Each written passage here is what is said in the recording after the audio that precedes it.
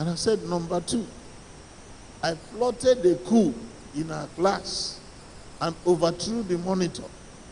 And instead of me to take the monitorship, I handed it over to you. Doesn't that show you that I am more saved than you are? So, and that time I used to fast, I don't know how many times in a month, but 3 days, no food, no water. And yet I didn't know Christ.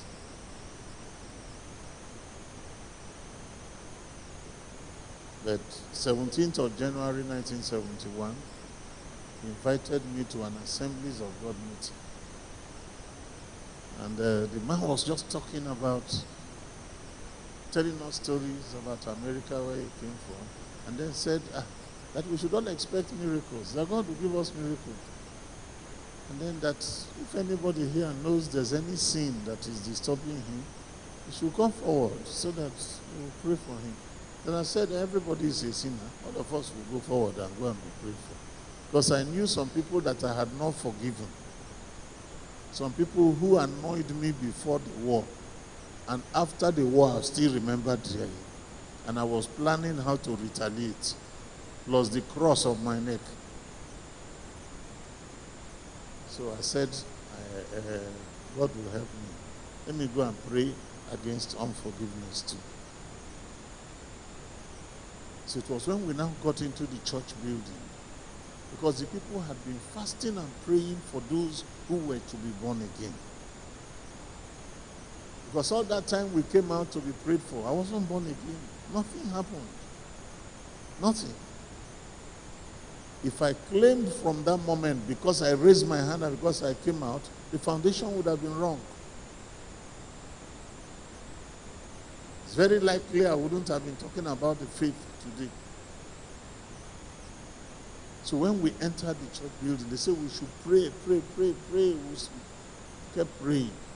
As we were praying, sometimes I opened my eyes to look at the other people. Because I wonder why they are telling us, pray. We have been praying. And then finally they brought a piece of paper. Said, if you have decided today to surrender your whole life to Jesus Christ, then sign your signature here. So I looked at the paper, looked up, today. Okay. I surrendered to Jesus today. As I signed my signature, my eyes opened. Till today, it has been like that.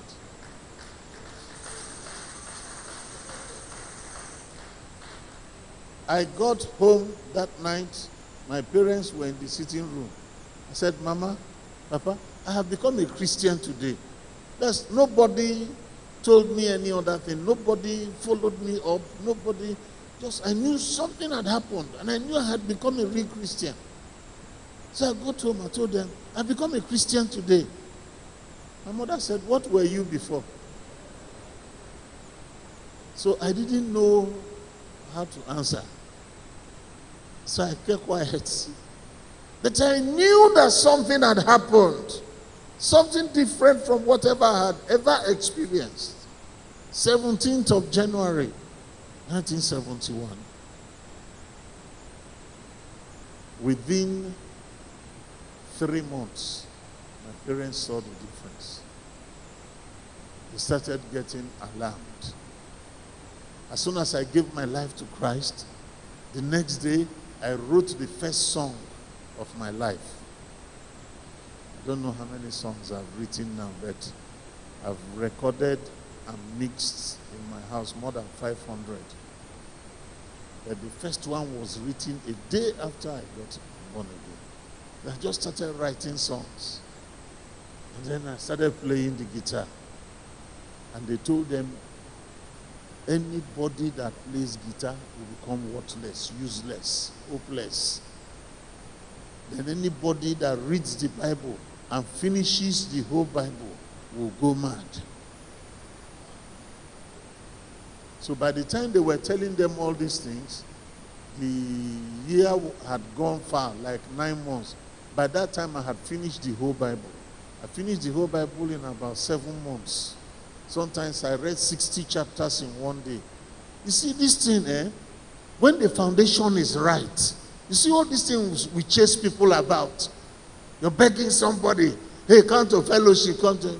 Many times the foundation of their salvation is wrong. Many times we offer them bread and butter. Come and be healed. Come and be healed. And then they say, okay, receive your healing, receive your healing. So God has forgiven you. When you hit the right thing, follow up is good. It's important. But I'm telling you that when the right chord is hit, when the right foundation is hit, anywhere you throw that person, he will make it. The Spirit of God will follow him up.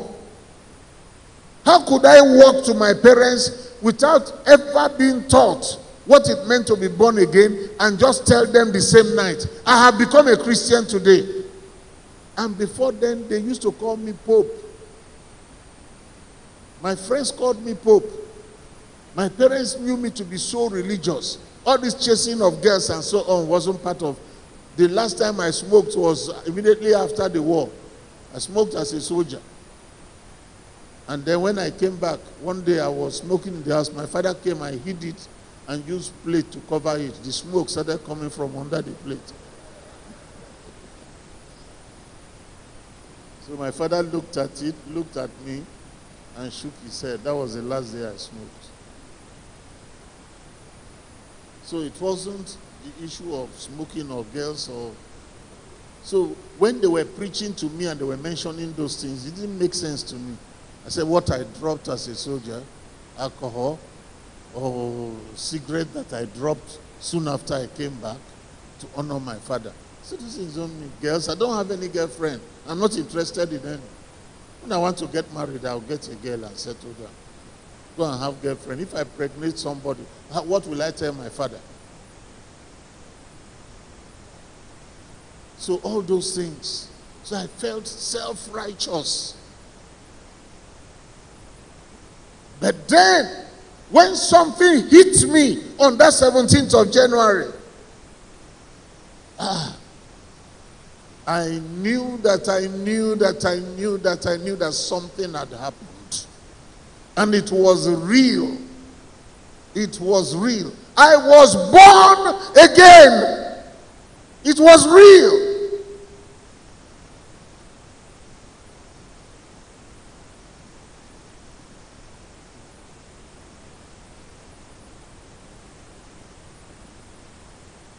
You know,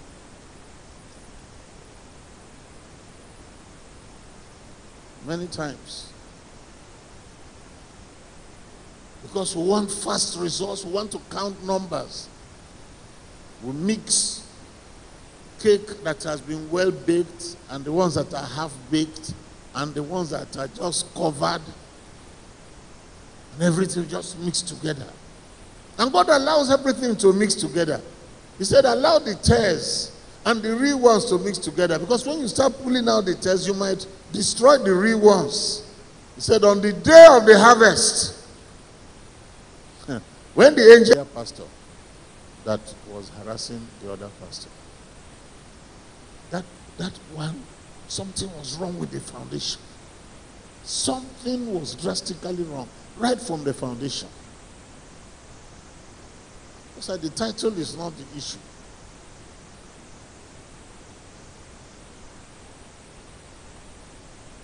You're a pastor, an area pastor. You have a second wife that you have quartered somewhere, bought house for, quartered somewhere, and you have over 12 billion in your account, a civil servant. It's foundational. To actually get somebody saved.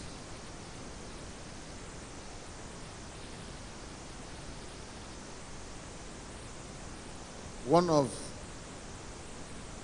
the first people that God helped me to lead to Christ, God used it to show me what could happen. Because the truth is this: the harvest truly is plenteous, but the laborers are few. It takes real laborers to get people genuinely saved. It's not everybody that can get people genuinely saved. I was a sportsman. I was playing hockey and cricket for East Central State. We were camped in the stadium. And I would go under the terraces of the stadium to pray, sometimes for 4 hours, sometimes for 6 hours, to pray for my fellow sportsmen so that they will get born again. As I kept praying that day, God mentioned the name of one of them, that he will get born again on that day. He said, amen, amen. So I went straight to him after the prayer, because I needed to have some little siesta before the evening practice. I said, God said you'll be born again today. He looked at me, laughed, moved his eyes. We went for the practice. We came. When we were to eat, I went and sat beside him. He said, are you ready to be born again? God said you will get born again today. He said, Charles, please let me eat. I said, okay, when you finish eating. He finished. I used to hold fellowship for everybody in the night. He came for the fellowship. After the fellowship, I made altar call for those who wanted to be born again. He didn't come out. I said, today is today. God said it's today. This man must be born again today. When it was time for us to sleep, I went to his bed. I said, you're not sleeping. God said you will be born again today. He spoke to me in my ear, audible. It was one of the times I heard God by audible voice. He spoke to me in my ear. It wasn't a vision. It wasn't an impression. I heard it clearly. He said, and if it was the devil, I said, so the devil will be calling your name. You're not ashamed. You're not ashamed. The devil will call your name in somebody's ear to tell somebody you'll be born again. Devil will call your name. He said, okay, whether it's God or devil, leave me alone. I said, no, it's getting to 12 midnight. God said today you'll be born again. So I'm not going anywhere till you are born again. So as I kept talking to him, because his own, we stayed in hostels. One of the people in the hostel, oh, Charles Sandobi, what's all this problem? Why people, Allah was to sleep. He said, he doesn't want me to sleep. He said, I must be born again today. And they said, born again for him, now let's sleep.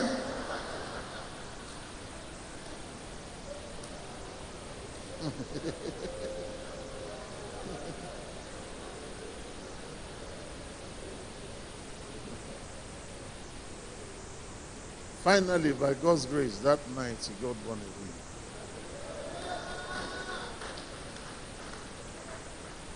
So the last time I saw him was November last year in Abuja. I went with my wife to Abuja. So he came to see us with his wife. He's an Anglican venerable.